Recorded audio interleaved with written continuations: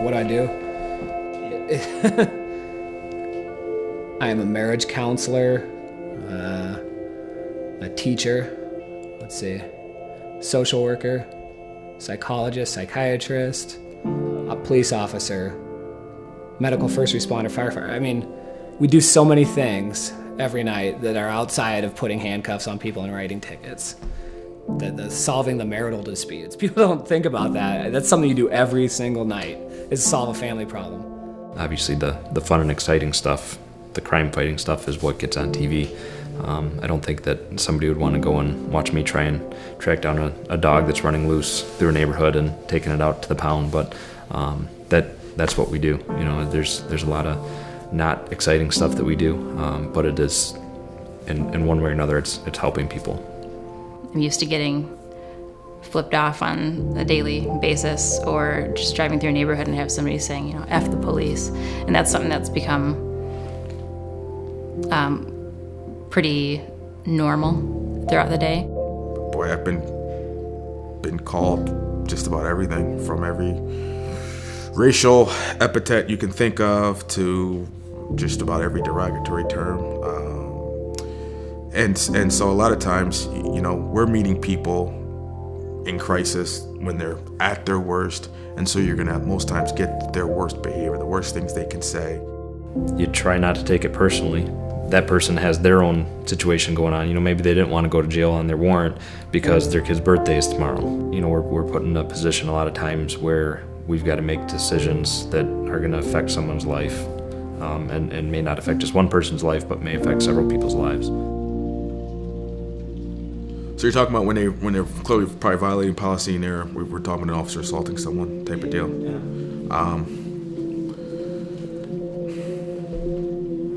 I will never just outright say I side with the officer.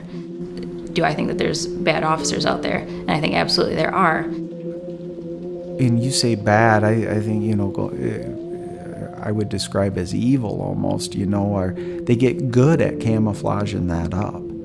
So we have to be better at uncovering it. You know, in any profession, not everyone's going to do the right thing.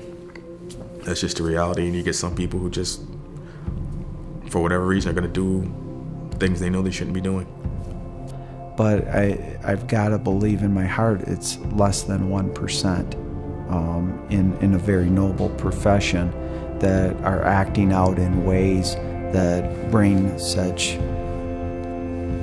bad press, and legitimately bad press, to our profession. The number one issue for police agencies is trust and confidence with the community, and looking at ways that we can go from what some might term a warrior mindset to a guardian mindset. We should be guardian servants is the role of a police officer.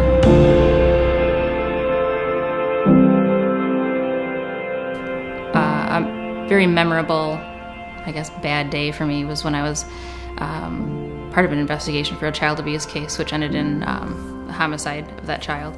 And that was hard because the child was the same age as my daughter.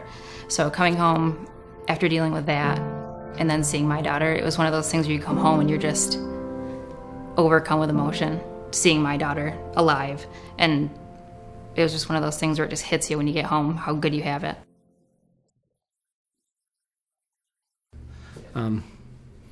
April 18th, 2011, an officer called for assistance on the south side of the city, saying he'd been shot at.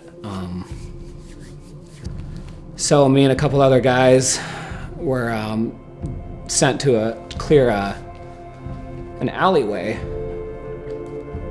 Well, when I got to the alleyway, I could see two people on the ground, and one of them I could immediately see was a police officer, blue.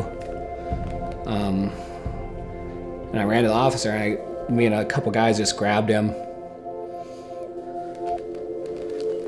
And it turned out it was another officer I'd worked with for a few years, Eric Zapata, and he was shot in the head and the stomach. And even my closeness to that, actually carrying him to the car, I couldn't. I still to this day can't even visualize what it looked like. And so that was pretty tough, and something I still every day deal with is that day. And that was April 2011. And yeah, it was still difficult.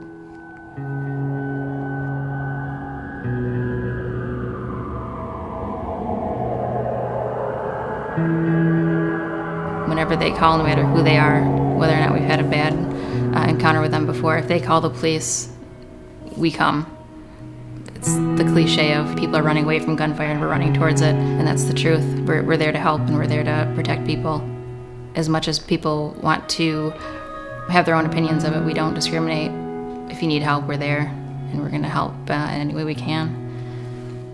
No one should live in fear where they live, you know, so certainly growing up in an area that wasn't always the greatest, you certainly realize how a few can dominate, you know, for the many, and people can feel really uncomfortable in an area. And so I just wanted to make it so no matter what it was or what side of town it was, you know, on any street, people felt comfortable to go out and walk, live, and however I can help bring that about, that's what I wanted to do. Just truly helping someone. It might sound cliche, but it's I think that's where you get the most satisfaction in this line of work. My experience has been overwhelmingly the majority of men and women that I'm working around truly want to serve, and they want to fill that capacity of being a servant leader. So we're here for them, I guess, is what I'd really want our public to know. I would like to just remind them, I guess, that we're real people and that we don't get in this job for the money.